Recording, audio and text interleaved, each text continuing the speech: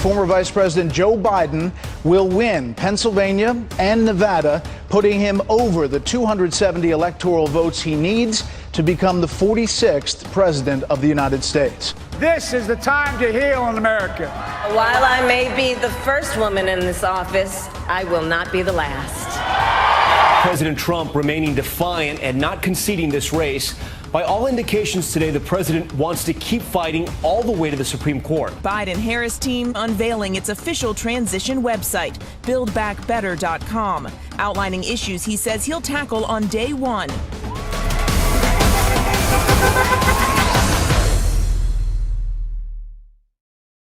Good afternoon. Welcome back to Washington Post Live's Post-Election Daily. I'm Bob Costa, national political reporter at the Post. And on this Veterans Day, we are celebrating veterans and also keeping a close eye on all the headlines out there.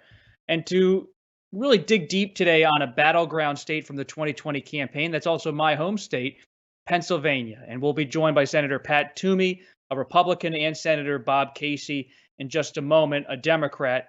Two senators from Pennsylvania. But first, the headlines. Georgia is heating up. The Secretary of State in Georgia has announced a hand recount in that state.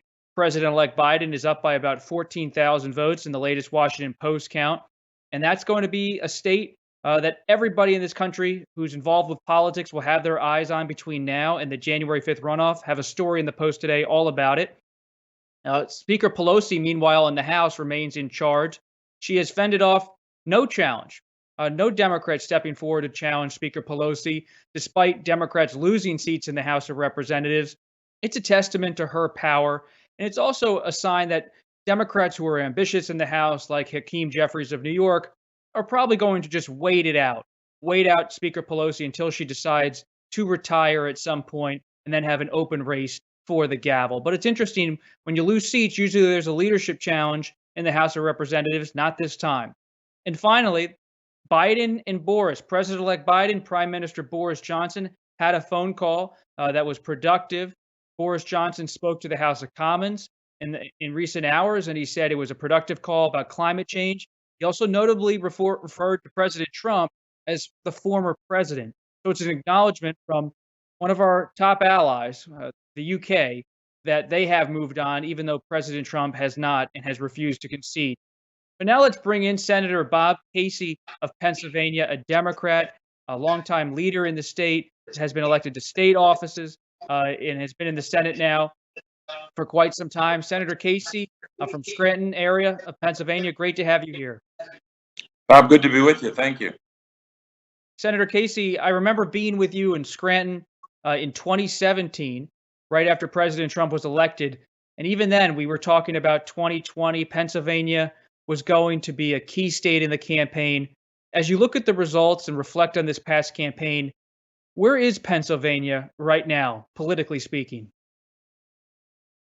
Well, Bob, it's very much a close state, as we can tell by the election results. Donald Trump won in 2016 by 0.7%, 44,292. I've memorized that number. But now Joe Biden is winning by a similar margin. As we speak, on the unofficial count, it's above 47,000. That will grow. It could hit as high as 80,000. But it's a close state, and we have to recognize that going forward. I think we've got to learn a lot on our side from 2020 if we're going to get ready for the 2022 election coming up, where we have a governor's race for an open seat, the governor's office, as well as an open seat for the U.S. Senate.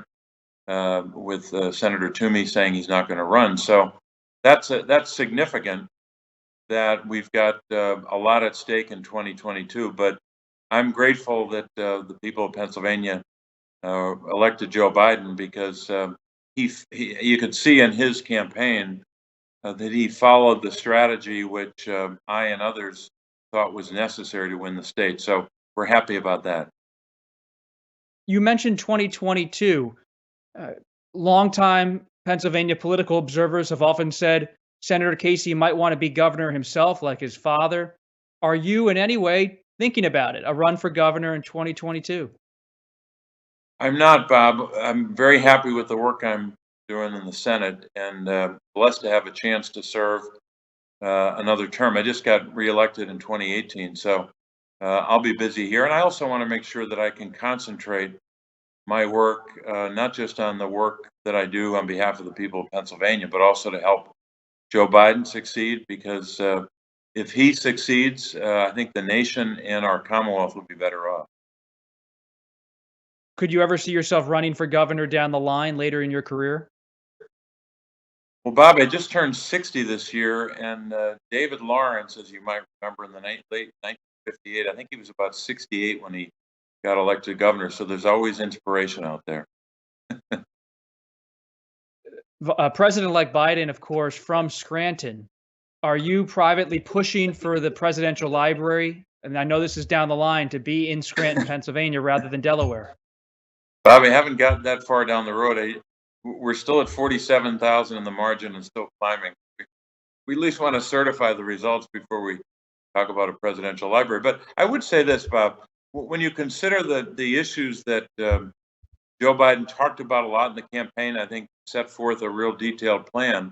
The virus and jobs, as I like to call it, or the virus and the economic ditch that we're in, you can see those challenges right here, or I should say right there. I'm in Washington today, but in Pennsylvania. Number one, we still have a very high unemployment rate. September, 518,000 people out of work, a little more than 8%.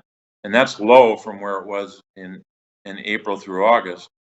And then secondly, we have a raging virus, numbers going way up in Pennsylvania, 243,000 cases roughly, and more than 9,000 deaths. So just in Pennsylvania, you can see the two challenges that confront the new administration. Is a stimulus package going to be the first priority for President Biden? Well, I hope it doesn't have to be his first priority upon taking office. I hope that we can get something done this month or in December. I think that's what we should try to do. And when I say something, I mean something robust, something substantial, not just a very limited, scaled down proposal that Leader McConnell has set forth a couple of times. We need a big, bold, robust relief strategy, relief bill, really. And I think it should concentrate at a minimum on at least three groups of Americans.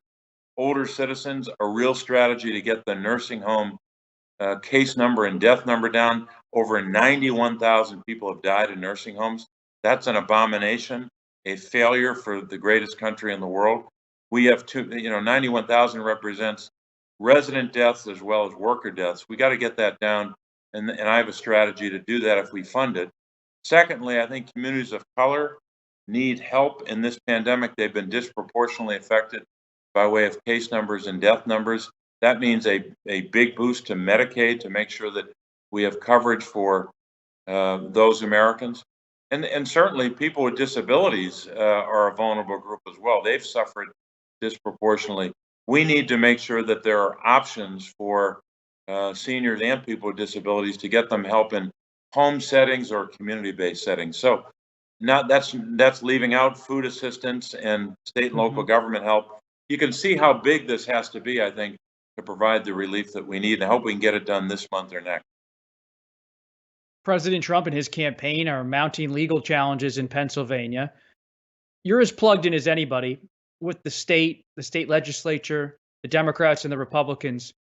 Do you believe there's any movement afoot to try to change how Pennsylvania sends its electors to the Electoral College, how the Electoral College vote is handled by Pennsylvania? Well, there's no doubt that that's a strategy of the Trump team. There's no question about that. And I think they will try to solicit support from Republican elected officials and others in our state. I think that's a pretty steep hill to climb. I was heartened that some state Republican legislative leaders have already said that they're going to follow the law on the Electoral College. But I put nothing past the Trump team, because they are both desperate and defeated, and they'll try anything to try to change the rules and even break the law to win. But I don't think it'll be successful. How would they do that, Senator Casey? How would they do that? How would they do that? Well, somehow to try to undermine the existing law as it relates to the Electoral College and try try to get people to vote a different way than their electoral standing would require them to vote. But of course, they're already lying over and over again, and the president has lied about voter fraud and all the rest. We know that there is no widespread voter fraud across the country, and there's certainly none of that in Pennsylvania. But they're going to keep trying. But so far, Bob, they're on their lawsuits and their legal actions are batting 1,000. They haven't won a single one, and I think they'll continue to lose because Joe Biden was elected, and it's just a matter of time now before that election is validated by way of the Electoral College. When you're talking with your colleagues in the Senate on the Democratic side, and maybe even some Republicans, and they see the Secretary of Defense terminated, they see different intelligence officials being put in who are Trump loyalists into key intelligence positions, what is their impression, and what do they think is actually going on with this president and this administration in the lame duck period? But on the Democratic side, there's great concern, and you're not surprised by that.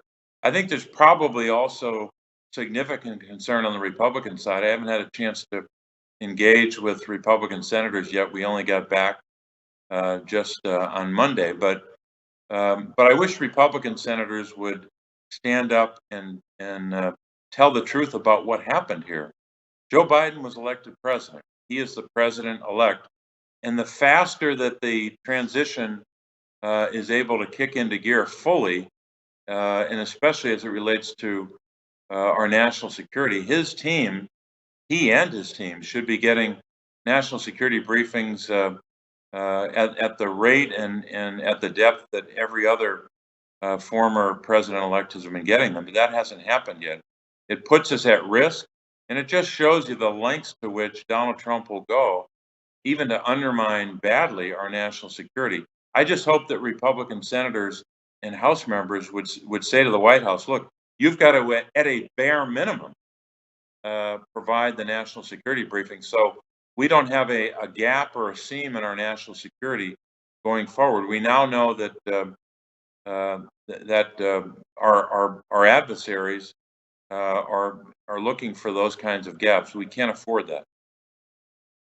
What happens if President Trump refuses to concede and the Government Services Administration does not formalize a transition until after the election is certified in Congress? Is there anything you could do in the Senate to prod that along, or are your hands tied? I'm not aware of anything, Bob, except if Majority Leader McConnell got his caucus to unify and come together on maybe passing a statute or an amendment that would mandate that kind of action being taken by the administration and general services. Absent that, I'm not sure there's anything in the near term that the Senate could do. So I think the ball is in the court of the Senate majority on that. But I'm hoping that more rational voices in the administration will allow that, at least that part of the process, to go forward. It doesn't make any sense. It doesn't benefit anyone if this process is dragged out. What's your view of the Georgia runoff races on January 5th? Do Democrats actually have a shot? Bob, I think they do, and this my analysis here is pretty limited and not much more than very, very limited in the sense that I don't think I can offer anything more than anyone else could. But the fact that Joe Biden looks like he's going to win Georgia, or has come so close, I think is a good harbinger for the two Senate races, the runoffs. But I can't go below that depth, so because I was so immersed in Pennsylvania. But I think it's pretty remarkable what has happened in the presidential race in Georgia. And I think that provides a really good foundation for the Senate races. Stacey Abrams and so many others who worked very hard on this over many years, especially the last couple of years, I think their work has borne a lot of fruit. So what does the Senate actually look like, Senator Casey, in 2021? Knowing, of course, you may say you would like to see some bipartisanship and all of that. What's the reality if it's Majority Leader McConnell, a narrow majority, a President Biden. Does anything get done beyond keeping the government open and passing some budget bills? Or do you actually have a real belief, confidence that something a big ticket item could be achieved? Bob, I think it's obviously a lot better off if we win the 2 seats in Georgia and we end up at a 50-50 tie and we effectively have the majority, because we want to get things done. I mean, on our side, we want to tackle the virus. We want to jumpstart the economy. We want to expand healthcare and confront climate change. So much we've got to do. If we're in the minority, and even if it's narrow, that'll be difficult, I think, for the country, because Leader McConnell, it just seems to believe, by virtue of the last couple of years, especially the last 2 or 3 years, that the Senate is a nomination machine and little else. And I think the moment that we're in, or I should say the actions by the Senate should meet the moment that we're in, which means we got to tackle some really big problems. I'm hoping that because Joe Biden will engage with Senate Republicans and will try every day to work with Leader McConnell, if he is the majority leader, we don't know that yet, that we can make some progress. But our country faces the kind of challenges I don't think that any new administration has faced since March of 1933, when FDR took the oath of office. Who are the kind of people you would like to see in the cabinet? Could you offer any names that you think should be part of the Biden cabinet? Bob, I don't want to try to make any news on that because it would be just rank speculation. Well, we welcome news here, Senator Casey. I know you do, but I'm But you're afraid the I kind of didn't. senator who has a feel for what could actually get done. You're more centrist on different issues. Well, look, I think that President-elect Biden is going to have a great team around him, no question about that. Part of that is his years in the Senate. He knows talent. He knows the confirmation process. But I think his years as vice president obviously offers a whole other layer of experience about what has to get done early, lessons learned from the early days of 2009. So I think I'm not going to give him advice on the people who should be in his cabinet. But obviously the confirmation process will be more difficult if Republicans maintain a majority. But I think he'll get a good team around him. And one thing about this President-elect Biden, is that he's not going to be afraid to surround himself with the kind of strength and substantial figures that some presidents don't like to have around. Some presidents have kind of an insecurity about them. They don't like people in the cabinet that might outshine them on particular days. I think Joe Biden's going to get the best talent available, whether or not that means that. But he's got decisions to make, Senator. Like, you think about, I'll be a little bit more specific. Secretary of State, he could go with Ambassador Susan Rice, or your colleague from Delaware, Senator Chris Coons. Most of my sources say Coons would be an easier confirmation than Ambassador Rice. If you look at Treasury, he could nominate Lael Brainerd, or he could nominate Elizabeth Warren, your colleague, the senator from Massachusetts. Choices have to be made, and for Republicans, it could be a ripe fight if a liberal is nominated. Those are at least the dynamics from my perch, but maybe you see it differently. No, Bob, there's no question. I think the predicate to those kinds of comparisons will be who has control of the Senate. Now, we still have 2 races to settle in Georgia, so we could be at a 50-50 tie, and then we have Kamala Harris as vice president to break ties. So we'll wait and see what happens. But there's no question there's a difference between a Democratic majority and a Republican majority on confirmation. But I'm not going to name names. That would get everyone in trouble, including me. Well, let's be clear. Is Senator Casey open to being in the cabinet or not? Bob, I am very happy with the work I have to do in the Senate. Senator, you mentioned the lessons of 2009, and I think back to that period as a reporter covering the Affordable Care Act. Do you believe, because Congress is so divided and narrowly divided, maybe Vice President Biden, President-elect Biden, should put off pursuing a public option on health care for a year or two? I don't think so. I think we should do everything we can to expand health care. Even if we got and I don't think we will get an early decision from the Supreme Court, but I'm hoping that the Affordable Care Act will be upheld. I've been pretty pessimistic about that and remain so, but I hope it's upheld. No, I think we should pursue any strategy, any option to expand coverage. I do think, though, that we learned a couple things in the Obama administration's first term. Number one is the Recovery Act then was probably a little too small. We were trying to get Republican votes. I think you have to make any new jobs initiative big and bold. I'm going to be introducing New Deal WPA style jobs program. Number two is I think you have to, at some point when if the majority is in Republican hands, when Joe Biden puts out his hand and Mitch McConnell and Republicans bite his hand once or twice, at some point you have to move on, and you have to either schedule the vote or spend some time on the road and drum up support and pressure and make it more painful when Republicans block things. So all of those lessons I think are difficult to implement, but I think we learned a lot in certainly the first couple of years of the Obama administration. What's your concern, if any, about what's happening in Philadelphia? The president has been relentless in his attacks on election officials, local officials in Philadelphia about the election. Do you believe it could cause unrest or even something else? I don't think that's going to happen. I'd be surprised if that happens, but because he's tried before and there wasn't that kind of at the polls voter intimidation with people with firearms and the like. But I will say this, what the president's doing in Philadelphia is not about votes or anything having to do with the election. It's racism.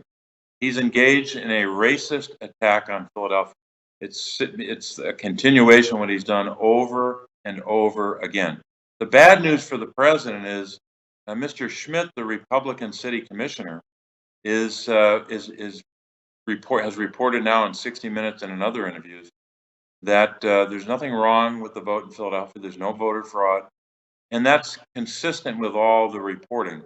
So try as the president might, he's not going to be successful in either convincing people that there's voter fraud or in overturning the results of the election. So Joe Biden won Pennsylvania, and that vote margin keeps growing. Where is the Catholic vote in Pennsylvania? As a Catholic yourself, President-elect Biden, a Catholic from Scranton, Pennsylvania, just like you, are they voting on issues beyond abortion rights? And if so, what are those issues in your mind? You're in touch with more Catholic voters in Pennsylvania than most people. Well, Bob, I think you know as a native of our state that the Catholic vote, as often referred to, is probably not in any election really a monolithic vote. There's a diversity to that vote, just as there is a diversity to every category. I think in this election that President Trump has won that vote in Pennsylvania, as he did in 2016. But I think those of us who are, Catholic Democratic elected officials, we got some work to do, because often we allow the other side, the Republican side of the Catholic elected officials or the Catholic vote to dominate the conversation. We've got to do a much better job of talking about issues that relate to people's lives. I mean, for example, when I talk about Medicaid, it's pretty hard to say that you're following the gospel when you're out to cut Medicaid and the Women, Infants, and Children's program and the Supplemental Nutrition Assistance Program, and you're out to destroy the Affordable Care Act. It's pretty hard to say that you're being consistent with the gospel. But we've got some work to do, and that's some work that I'm going to continue to undertake, because I think too often we've allowed very loud, extreme voices to pretend that they speak for all Catholics when they don't. Frankly, most of them don't even speak for the Pope, let alone Catholics in Pennsylvania. But I admit to you, I think we've got some work to do on my side of that debate. And final question here.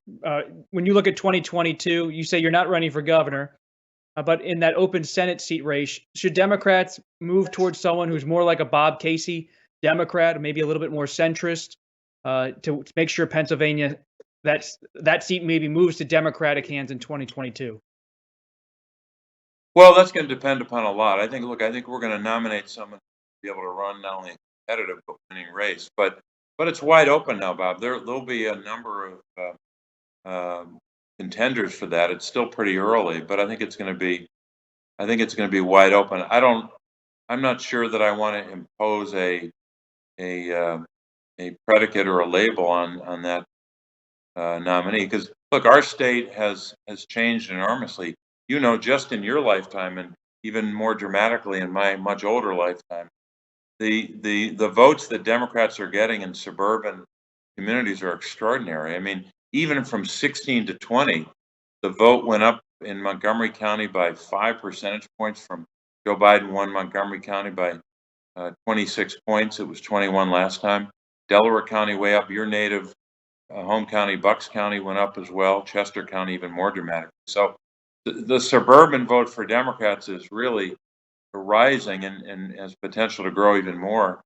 And we've got some work to do in rural Pennsylvania, but Joe Biden was able to shave some of those margins a little bit and do better in northeastern Pennsylvania. So I think a Democrat being nominated in 2022 without an incumbent senator on the Republican side has a really good chance.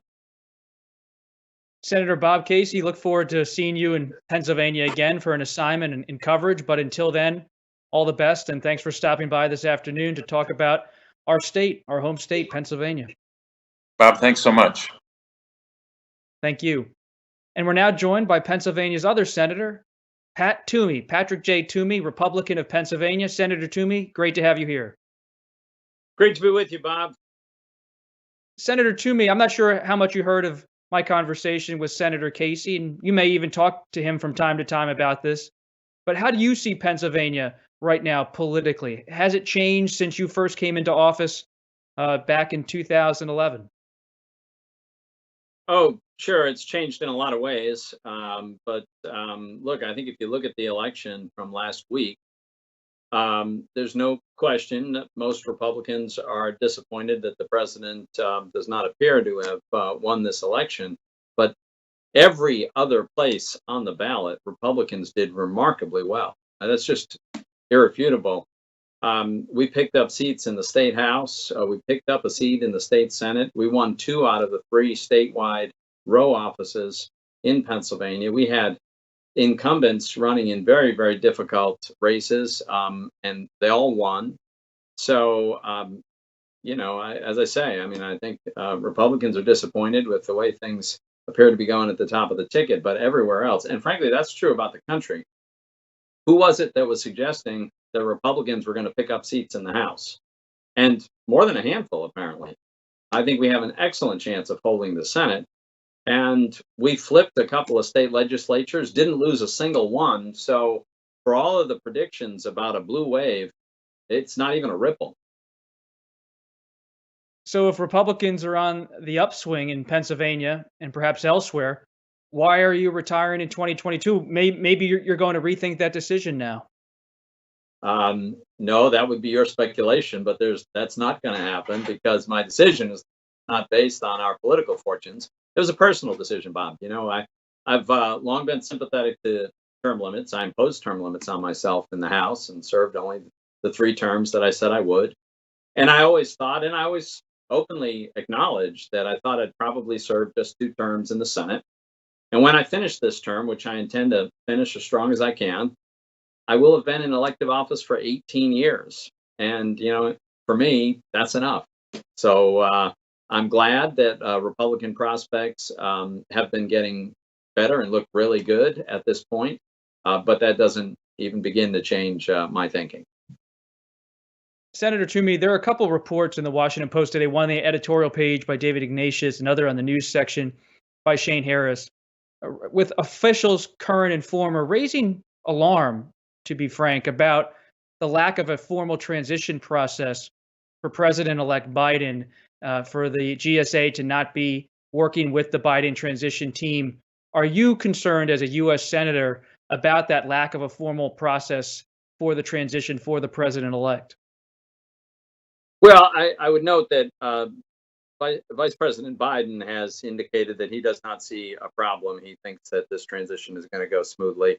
I've also said, Bob, it does appear as though Joe Biden is likely to be certified as the president-elect relatively soon. And so I think it'd be better if we did begin a transition process that we've had in the past. My guess is that will probably begin relatively soon. What gives you that confidence? I just think that's where it's probably heading.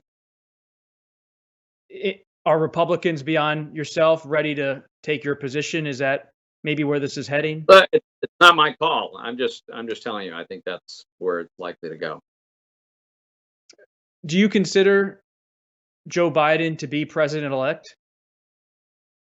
Bob, as I've said, there's a process that we go through, and it's Mhm. perfectly fine for the media to make their projections.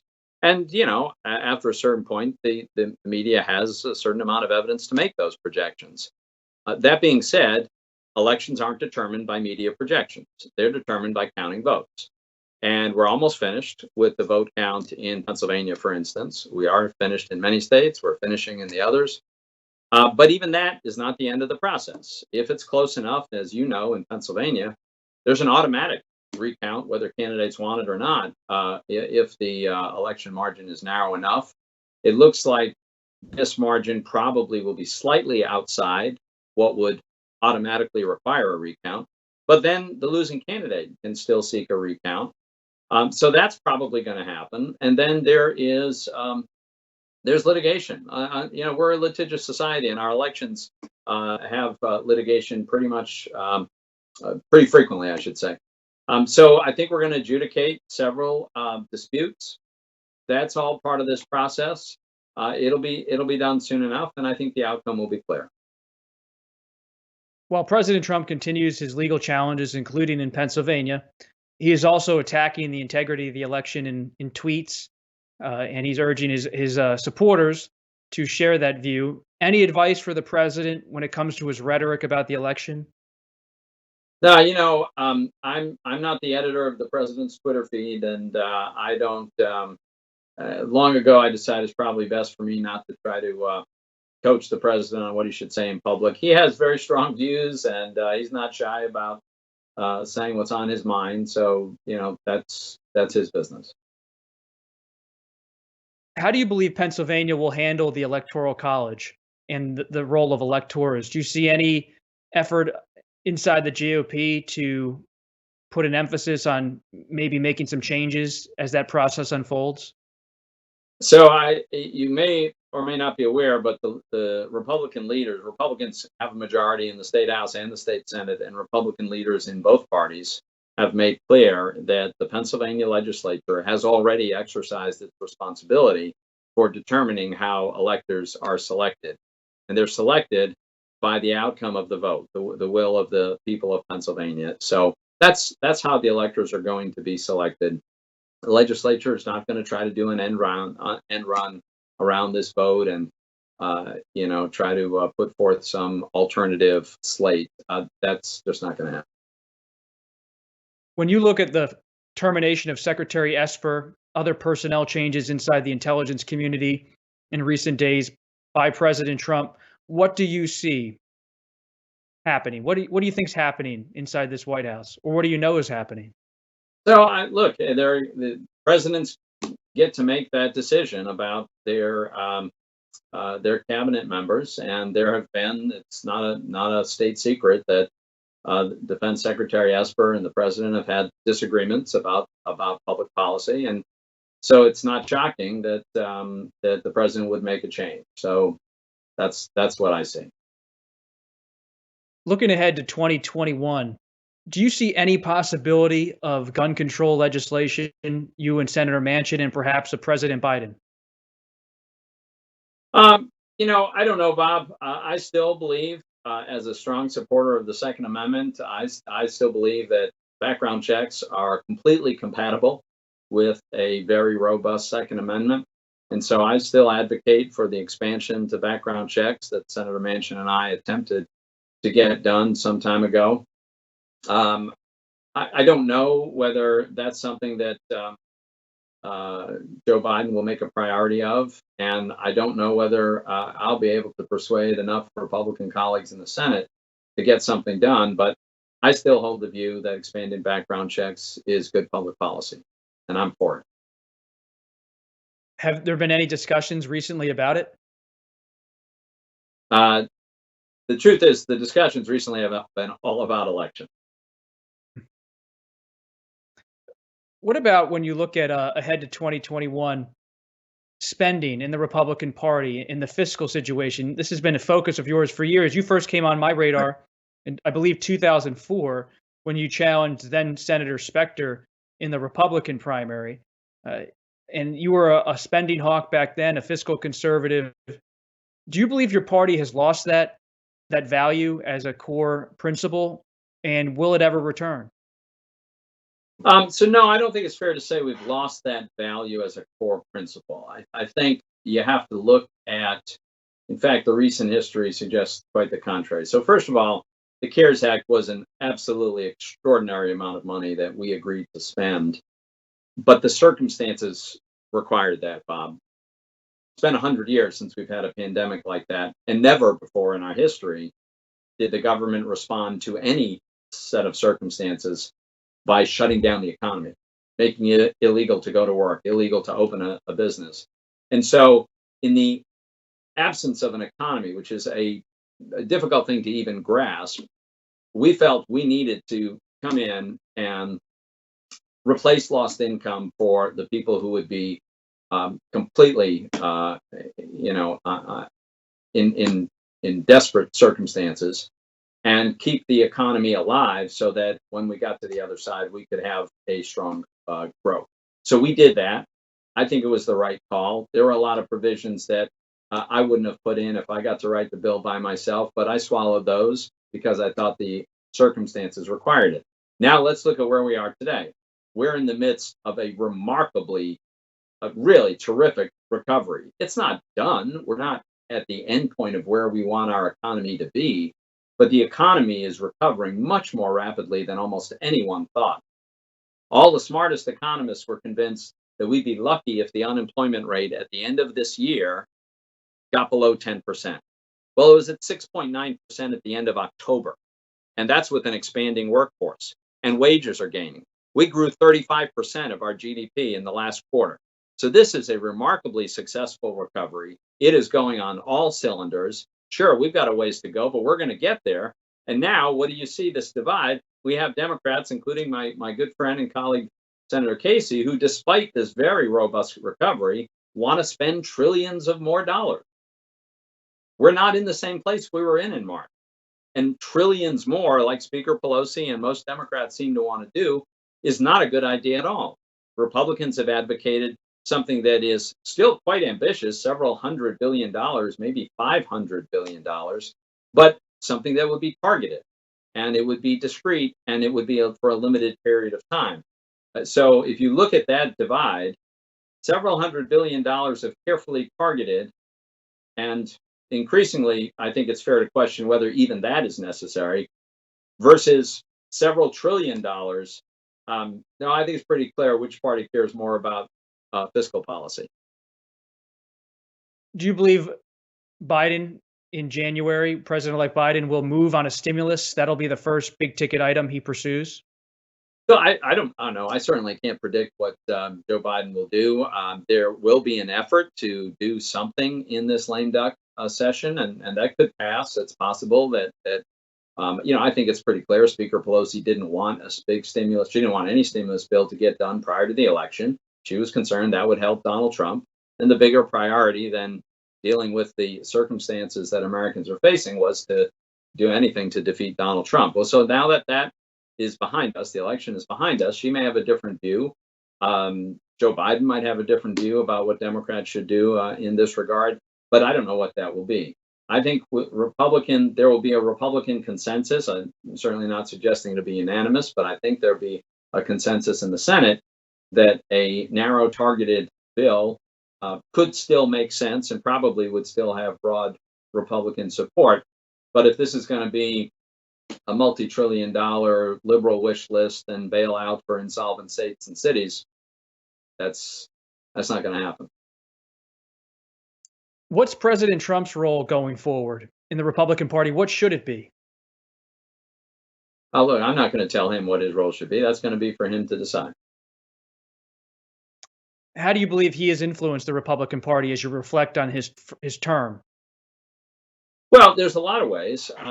There's no question he's brought a lot of people to the Republican Party, right? I mean, I think it's fair to say the Republican Party is now the party of the working class. That's a very, very large part of our political base. The Democratic Party has really abandoned the kind of pro-growth policies that are good for jobs and income growth in the working class. And working class people figured that out. And so that process was underway, that evolution, that movement, but Donald Trump accelerated it pretty dramatically. He also expanded Republican Party appeal to ethnic minorities. For all of the people whose head is exploding about this, the truth is he improved his vote totals among African Americans, among Hispanic Americans. So, a challenge for Republicans is going to be, can we hold the people that Donald Trump brought to the party and win back the people that Donald Trump drove away from the party through the perceptions of his personality. Politically, the effects have been very, very significant. And I think the preliminary look at the election this Tuesday should be extremely encouraging for Republicans. On the policy side, I will say this administration, first of all, remarkably successful in many ways.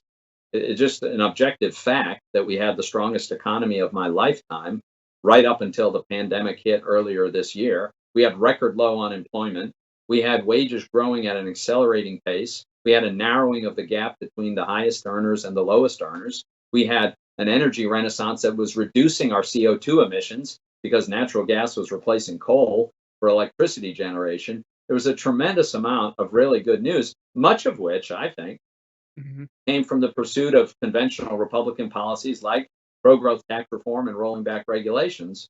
And then we had areas where there was tension within the Republican coalition, such as on trade policy, where I, for one, disagreed with much of what the president did and advocated.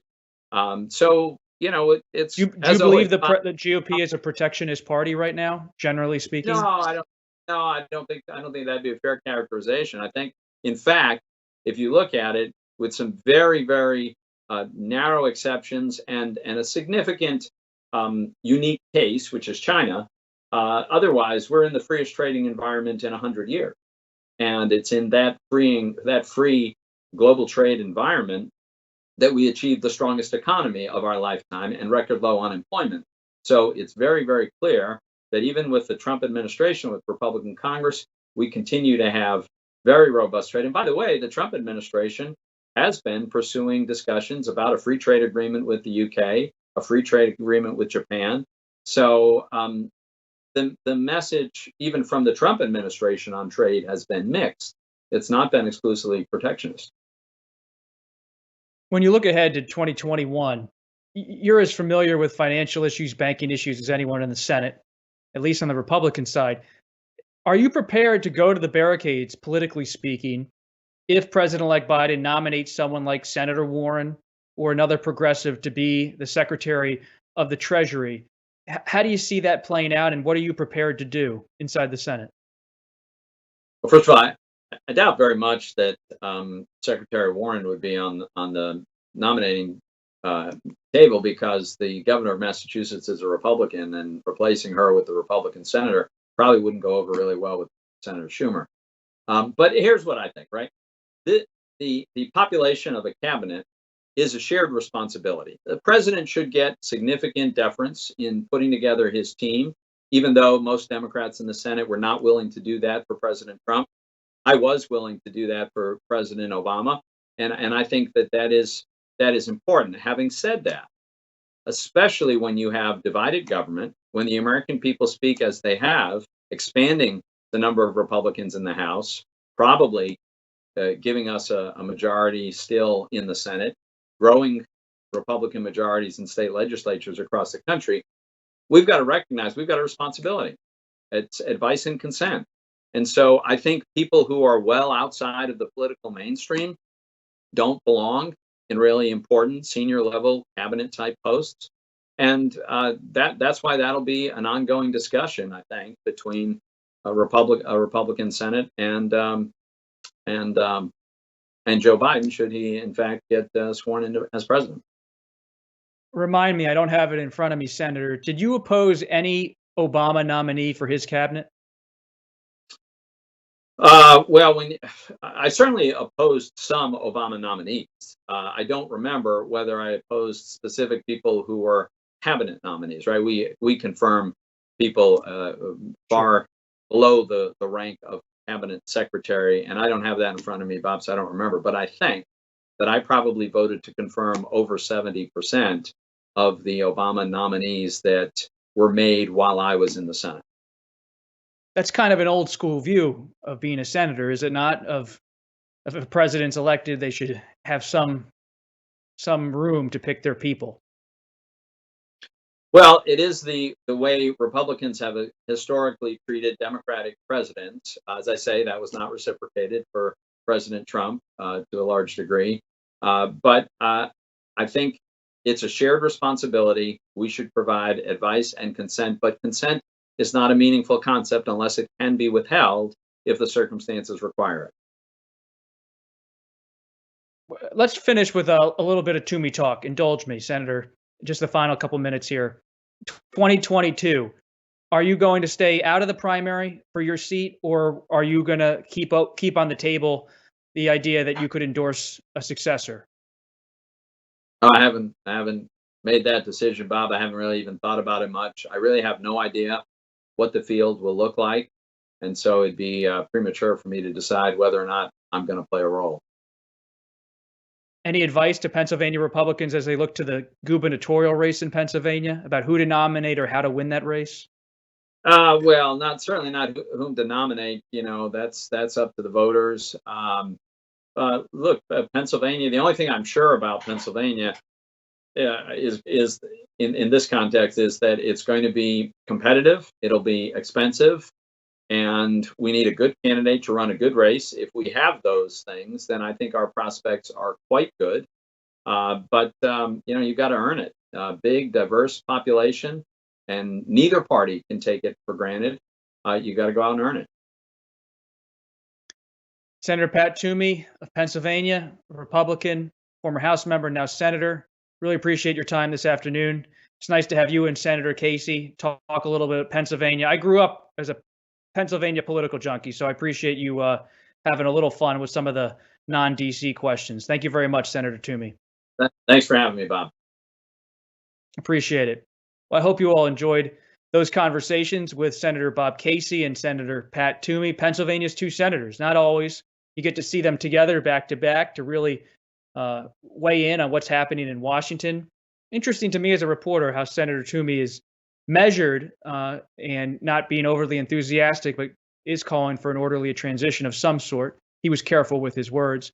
But let's also remind you that this is our last election daily, the post-election daily now. Washington Post Live has been doing this for more than a week, and I've really enjoyed doing it. And I hope you've enjoyed these conversations at 1 o'clock every day. But this will be our final one. We'll wrap it up with two senators from Pennsylvania.